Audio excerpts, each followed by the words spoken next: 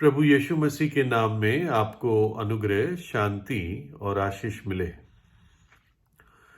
एक doctor left child ने कुछ रिकॉर्ड्स लिखे हैं जिनका शीर्षक है याद रखने वाले सत्य, रिमार्केबल फैक्ट्स। और उसमें उन्होंने एक लेख लिखा है जो उनके साथ घटना घटी थी। तो ये जो डॉक्टर लेफ चाइल्ड थे, ये परमेश्वर के दास थे और सेवा करते थे। परमेश्वर का वचन कई लोगों को देते थे। तो वो एक व्यक्ति को जानते थे जिनके पास बहुत सारी प्रॉपर्टी थी और बहुत पैसा था, खजाना था। और ये व्यक्ति, जिनका नाम उन्होंने लिखा नहीं है, ये कभी कभी इनको सुनने आते थे और जाना जाता था कि ये व्यक्ति जो था, इसको जमींदार कह देते हैं। ये जमींदार लालची किस्म का था, गंभीर था, लेकिन उसकी बातों से, उसके जीवन की योजनाओं से साफ पता चलता था कि बहुत लालची व्यक्ति था। और ये जमींदार मरने पर आ गया, इसके आखिरी समय इस पर आ गया और ये अपने बिस्तर पर लेटा हुआ था अपने घर में। और इस डॉक्टर लीफ चाइल्ड को बुलाया गया कि आप इनसे कुछ आखिरी क्षणों में बातें कीजिए ताकि इनकी आत्मा को शांति मिले। तो डॉक्टर लीफ चाइल्ड इनके पास गए और इनसे थोड़ी बातें की और उनके साथ या उनके लिए प्रार्थना की।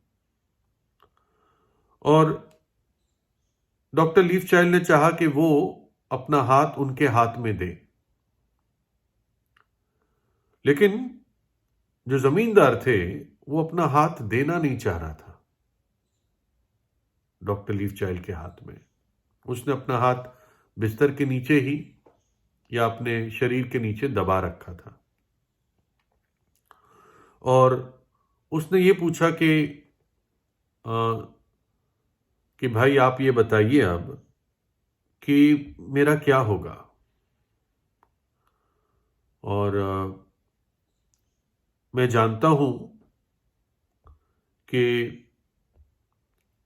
मेरा व्यवहार कैसे रहा है जीवन में, आप भी जानते हैं कुछ हद तक, लेकिन मेरा क्या होगा। तो डॉक्टर लीफ चाइल्ड ने उसे कहा कि देखो, मैं अपने शब्दों में बता रहा हूं कि परमेश्वर अनुग्रहकारी है। जब तक आपकी नथनों में सांस है, परमेश्वर तब भी आपके लिए इंतजार करता है कि आप अपने पापों से पश्चाताप करें और प्रभु यीशु पे विश्वास करें।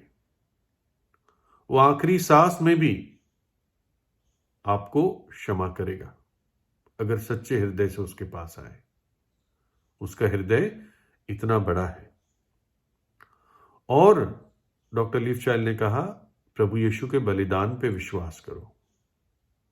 उसने तुम्हारे पापों के लिए अपनी सजा अपने ऊपर ली है, लेकिन वो क्षमा तब तुम्हारे जीवन में तुम पाओगे जब विश्वास करोगे। तो वो जो जमींदार था, उसके मुंह पर अभी भी, उसके चेहरे पर अभी भी कोई शांति आ नहीं रही थी।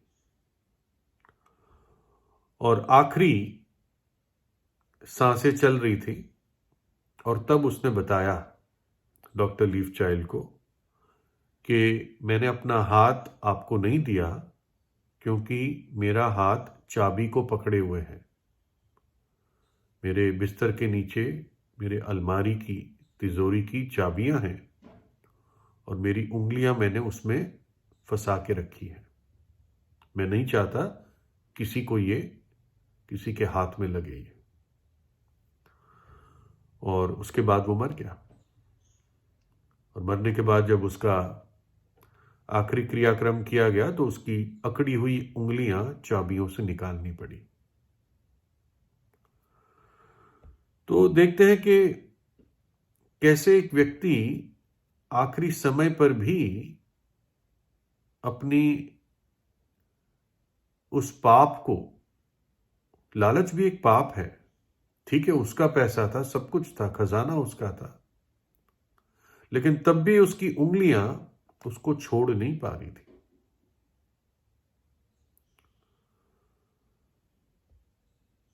परमेश्वर चाहता है कि मनुष्य इस बात को समझे कि पाप कैसे जकड़ के रखता है, विशेषकर पैसों का प्यार। जो सोचते हैं कि पैसा और संपत्ति ये हमारे साथ जाएगी, वो बहुत बड़ी भूल में है। आप ये सोचो, इस आदमी का मन कैसा हो गया था कि आखिरी मोमेंट पे भी उसको लगता था मैं चाबी और अलमारी और तिजोरी की चाबियां छोड़ू ना। और ये बताते हैं उसी लेख में कि इसके जो बच्चे थे ये भी इसी प्रकार के हो गए थे। जब उनको ये सब मिला तो उनका एटीट्यूड भी, उनका व्यवहार भी ऐसे ही रहा।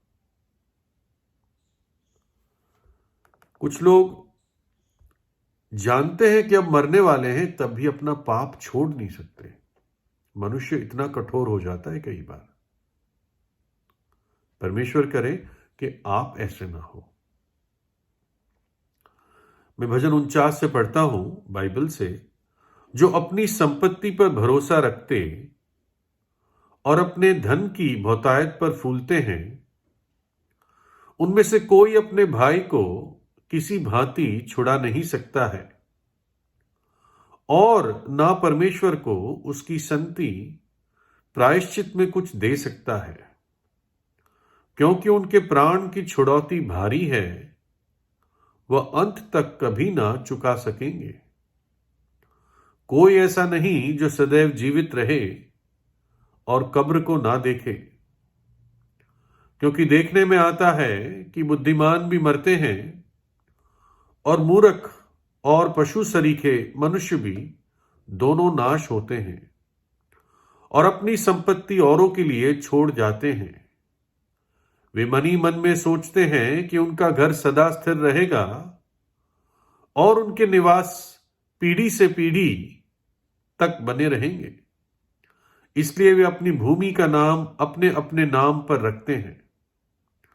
परंतु मनुष्य प्रतिष्ठा पाकर भी स्थिर नहीं रहता, वह पशुओं के समान होता है जो मर मिटते हैं। उनकी ये चाल, उनकी मूर्खता है, तो भी उनके बाद लोग उनकी बातों से प्रसन्न होते हैं। वे अधोलोक की मानो भेड़ बकरियां ठहराए गए हैं। मृत्यु उनका गडरिया ठहरी और बिहान को सीधे लोग उन पर प्रभुता करेंगे और उनका सुंदर रूप अधोलोक का कौर हो जाएगा और उनका कोई आधार ना रहेगा। परंतु परमेश्वर मेरे प्राण को अधोलोक के वश से छुड़ा लेगा, क्योंकि वही मुझे ग्रहण कर अपनाएगा। मृत्यु उनका गडरिया ठहरी। पाप में जब व्यक्ति मरता है, उस अवस्था में, उस स्थिति में, तो मृत्यु उनका गडरिया होगी, मौत उनका चरवाहा होगी। लेकिन भजन लिखने वाला कहता है, परंतु परमेश्वर मेरे प्राण को अधोलोक के वश से छुड़ा लेगा। एक और चरवाहा हो सकता है। जो पाप में मरते हैं उनका चरवाहा मृत्यु है। जो पाप क्षमा प्राप्त करके मरते हैं उनका चरवाहा जीवन है। प्रभु यीशु ने कहा, मार्ग, सत्य और जीवन मैं ही हूं। मैं अच्छा चरवाहा हूं। अच्छा चरवाहा अपने भेड़ों के लिए अपना प्राण, अपना जीवन देता है। चोर और किसी काम के लिए नहीं, परंतु चोरी करने, डाका डालने, हत्या करने आता है। मैं इसलिए आया, प्रभु यीशु ने कहा, कि तुम जीवन पाओ और बहुतायत का जीवन पाओ। ऐसा चरवाहा मेरे और आपके लिए तैयार है। जो भेड़ उसके पीछे विश्वास से चलेगी वो सुरक्षित अनंत काल के जीवन में परमेश्वर की उपस्थिति में वो भेड़ पहुंचेगी। आप सोचो जमींदार के बारे में, कैसे आखिरी समय पर वो इतने बिना किसी निश्चय के उसने अपने प्राण त्यागे। बाइबल कहती है पापों की मजदूरी मृत्यु है, भयानक नरक का दंड है। ऐसी स्थिति में कोई ना जाए। प्रभु यीशु कहता है जो मेरे पीछे हो लेगा वो अंधकार में ना चलेगा परंतु जीवन की ज्योति को पाएगा। तो इसलिए आज ही प्रभु यीशु से प्रार्थना कीजिए सच्चे हृदय से। वो आपसे प्रेम करता है, आपके खातिर अपनी जान क्रूस पर दी। उसको अपने हृदय में बुलाए। प्रभु यीशु आपको आशीष दे।